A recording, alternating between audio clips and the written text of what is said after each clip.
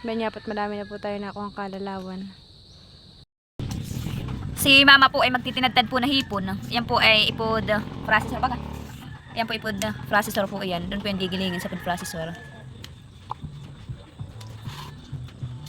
At dito na pagka nagiling na po at naibalot na po sa ano nga binabalutan? Kalalawan. Sa kalalawan. Eh dito po siya ipapatong sa mga pananggabi. Yan po yung katawan ng gabi.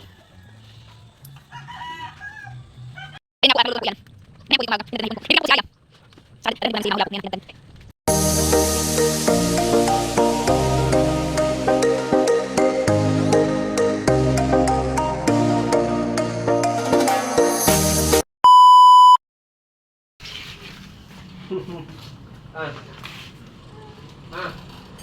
Sabi mo nga, Po ngayon ay kakain ng tanghalian. Ang ulam po natin ay pritong itlog, saka pritong isda, at saka po adobong manok. At ayan naman po si Leticia. Tinuturoan ko na po siyang kumain ng kanya. Ano po?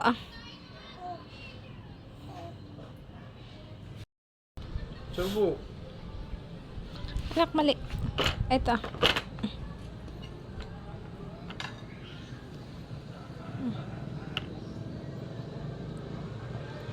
Ay, galing!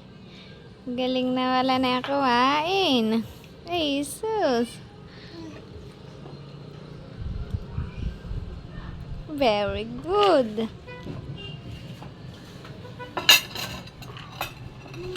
Ay, galing na yung kumain ng kanya. Hindi nga, sumubo ko nga. Paano? Nalagyan mo ng laman. Magtandok mo ng gano'n ha.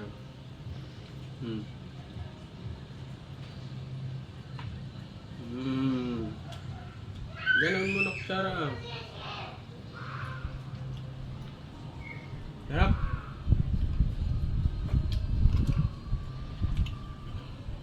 Ay, galing naman eh. Nakain na pala irang kanya. Ang galing niya mga laro mo. Mamaya. Gusto lumabas na ilong hangin. Kumain ka na. Kaya ko na ito.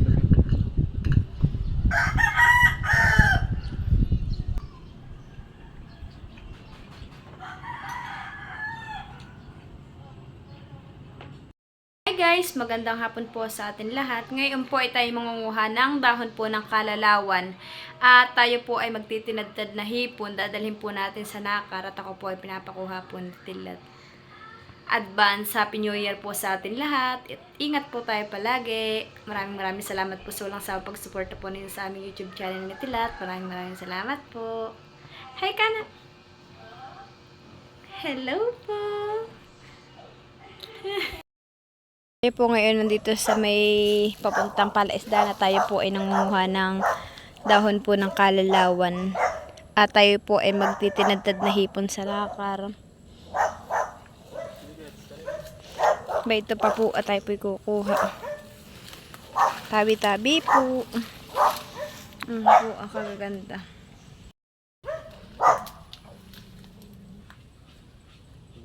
Pag may bulaklak, dalawa lang. Pero mga nagpito ko sunod. Mga maraan nga. Eh, po mo naman. Halata mo naman. Malambot yung dahon. Buwan pa ho, papa. Sumigilid. Ben na ho. Ben ho. So, naunahan ng konti. Pa yan. Huwag kang kumalapit na sa aso, ha. Kaya kikagatin.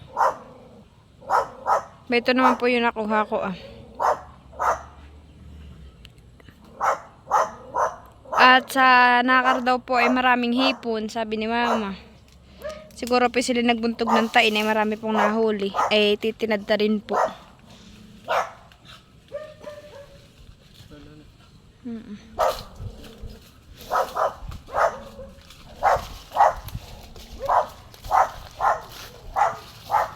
Galit na galit po sa amin yung aso.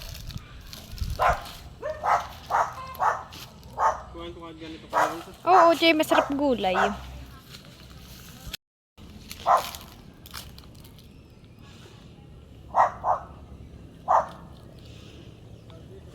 Ha? Ba't pala kayo kakain timbahan eh? Ha? Wag na. Ang dami daw po doon tayo po susunod. Si Bibility siya naman po ay iniwan ko po kay Mama Huya. Ay, sorry po. Nasaan na? Tabi po. Tabi-tabi po.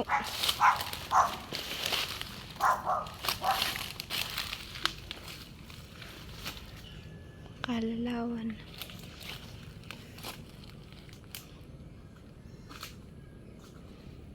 Kada may aso, ha?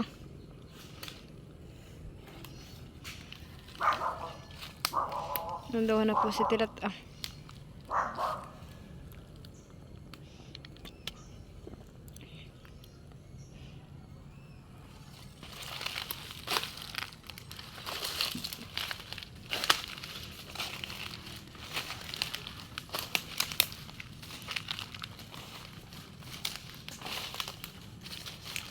Nakakuha ka din. Huwag ka nang lumapit doon at may aso. Para may kayo makakagat. Ayun nga po, nandito na po tayo sa may malapit sa palaisdaan. Tayo po'y nagsabi.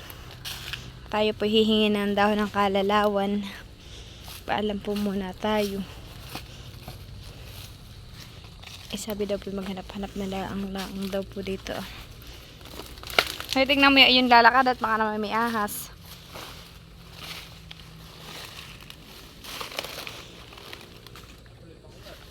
Ha? Anuhan dito? Abay, pakuan nga po pala dito. Pag po tayo nakakita ng pako, tayo po manguha din.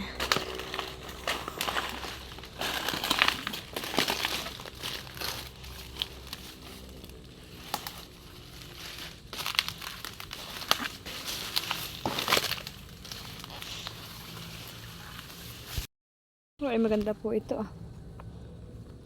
Talbos na talbos po. Bakit? Ito isa wala yung mukha, no? Abay, siguro. Ito po, ah. Ay, madami po.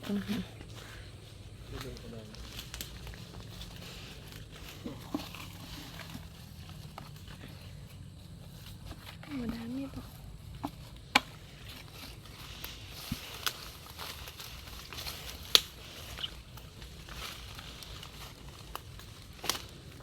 Ano ba yung papo? Ba ito papo?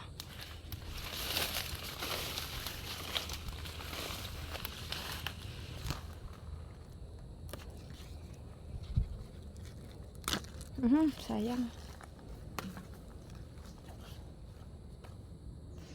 Dito po namin nilalagay sa timba. Po. Para po hindi siya yukos.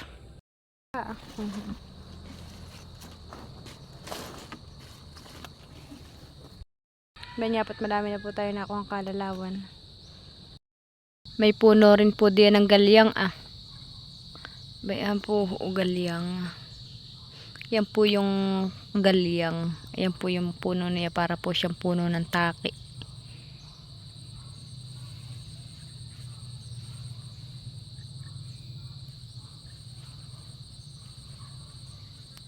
Galyang.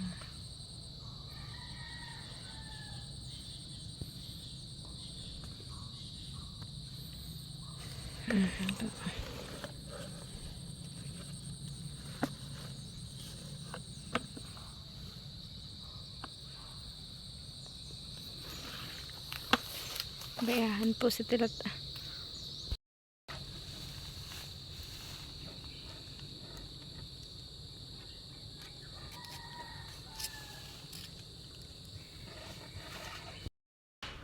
Ayun nga po, nandito na po tayo sa bahay. At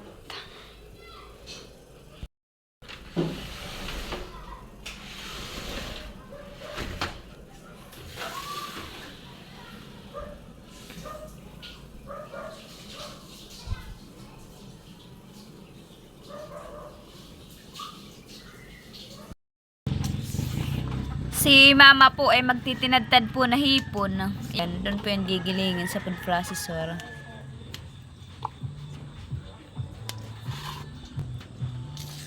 At dito na pagka nagiling na po at naibalot na po sa Ano nga yung binabalutan?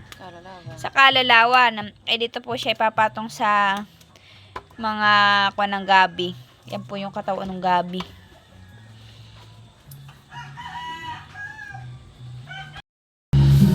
Bayan na po yung pagpapatungan nung tinadtad na hipon na yung gabi. Gagamit din po ng gumaan na niyog. At yan naman po yung mga rekado. May luya, bawang, sibuyas at salaya. Yan po yung tanlad.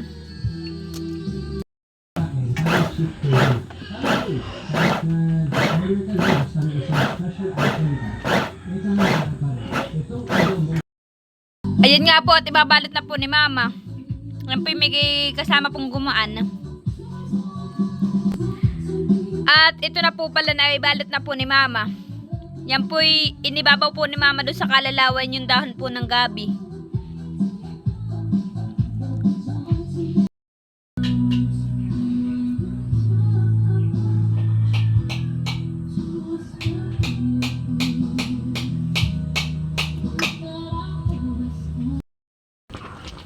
Ayan nga po at naisa lang na po pala ni Mama. Yan po iniluluto na po sa gata.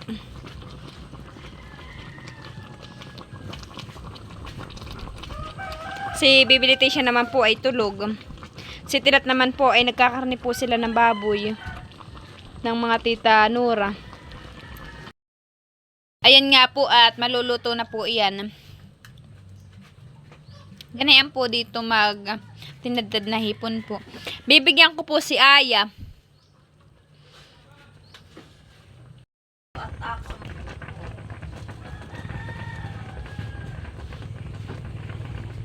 Ayan nga po at binigyan po natin si Aya ng suman. Ito daw po ay 50 peraso. Saka po bibigyan po natin siya ng buko salad.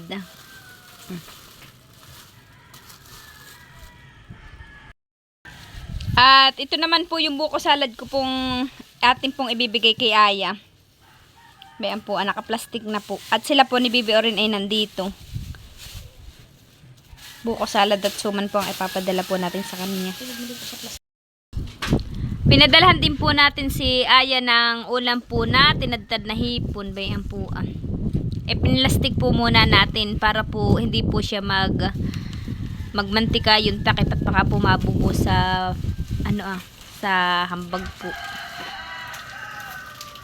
May ulam, may buko salad, at saka po may suman.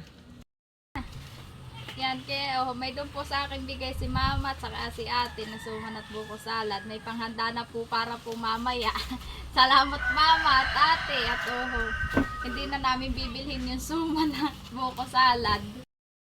Yan po yung mga manok na mga umiitlog.